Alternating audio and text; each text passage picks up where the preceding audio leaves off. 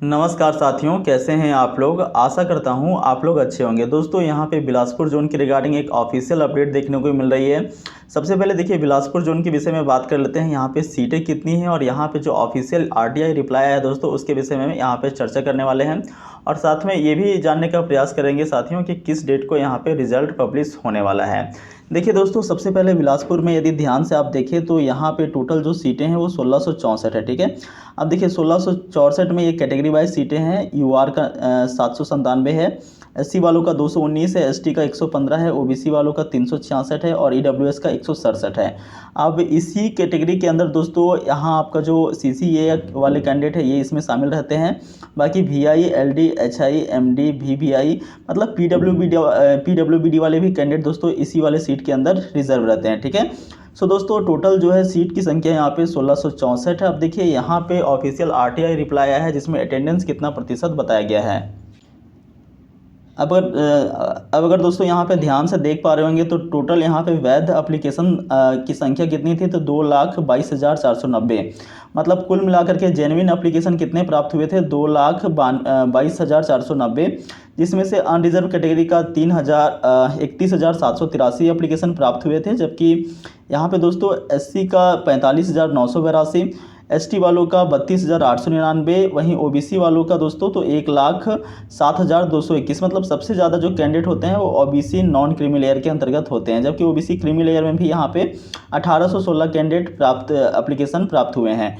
दोस्तों OBC creamy layer वाला जो है वो एज अ यूआर की तरह इनको ट्रीट किया जाता है। सो ओबीसी सीएल को आप यूआर की तरह ही समझ सकते हो। ठीक है, बाकी दोस्तों जो अनरिजर्व का सीट होती है उसके ऊपर एससी वाले भी जा सकते हैं, एसटी वाले भी जा सकते हैं, ओबीसी क्रीमी लेयर और ओबीसी नॉन क्रीमी लेयर, साथ में ईडब्ल्यूएस कैटेगरी वाले भी जा सकते हैं, बशर्ते वो यूआर के कट ऑफ को क्लियर किए हों। ठीक है, अब ध्यान से समझने का प्रयास कीजिएगा दोस्तों। टोटल देखिए 2,22,490 एप्लीकेशन प्राप्त हुए हैं। जबकि यहाँ पे एग्जाम देने के लिए मात्र 73,207 कैंडिडेट पहुँचे। समझ सकते हैं 73,207।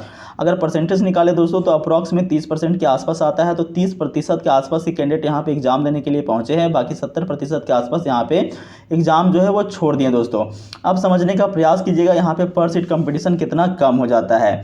अब देखिए टोटल 1664 यहाँ पे सीटें हैं, जैसा कि आपको मैंने अभी ऑलरेडी जो आरआरसी का नोटिफिकेशन है उसमें दिखा दिया। अब 1664 को यदि आप 3 से मल्टीप्लाई कर देते हैं दोस्तों तो आपका आता है 4,992 आ जाता है। ठीक है, 4,992 आ जाता है। वहीं दोस्तों यहाँ पे पीटी के लिए इतना गुना कैंडिडेट को सिलेक्शन लिया जाएगा, मतलब 3 गुना कैंडिडेट को सिलेक्शन लिया जाएगा। तो टोटल आपका 4,992 अप्रॉक्स में 5,000 के आसपास ऐसे कैंडिडेट होंगे जो कि बिलासपुर जोन से फिजिकल एफिशिएंसी टेस्ट को देने के लिए जाएंगे। ठीक है, अब ध्यान से समझने का प्रयास कीजिएगा थोड़ा सा।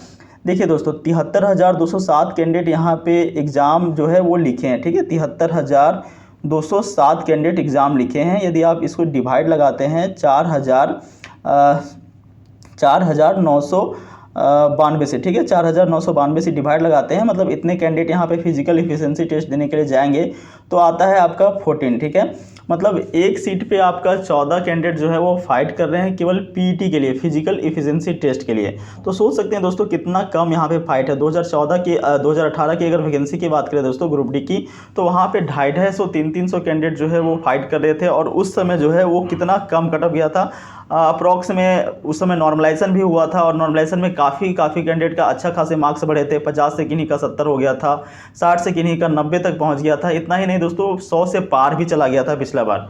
सो दोस्तों इस बार तो नॉर्मलाइजेशन परसेंटाइल बेस के आधार पे होने वाला है और अभी किसी को ये एग्जैक्टली इन्फॉर्मेशन नहीं पता है कि परसेंटाइल बेस नॉर्मलाइजेशन में कितना मार्क्स किसका इंक्रीमेंट होगा। बाकी सारे लोग जो है वो अपने अपने यहाँ पे एक्सपेक्टेशन कर रहे हैं, आशा कर रहे हैं कि कितना मार्क्स जो है वो बढ़ सकता है। ठीक है, तो दोस्तों अभी तो आप एज अ रॉ स्कोर लेकर के चले तो मात्र एक सीट पे केवल 14 बंदे फाइट कर रहे हैं। तो समझ सकते हैं कितना परसेंट कंपटीशन कम है।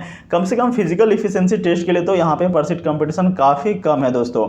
सो यहाँ पे कट ऑफ भी काफ़ी कम जाने वाले हैं। अगर आप यूआर कैटेगरी से बिलोंग करते हैं, 50-55 भी आपके आते हैं, तो डेफिनेटली आप पीटी के लिए जाओगे।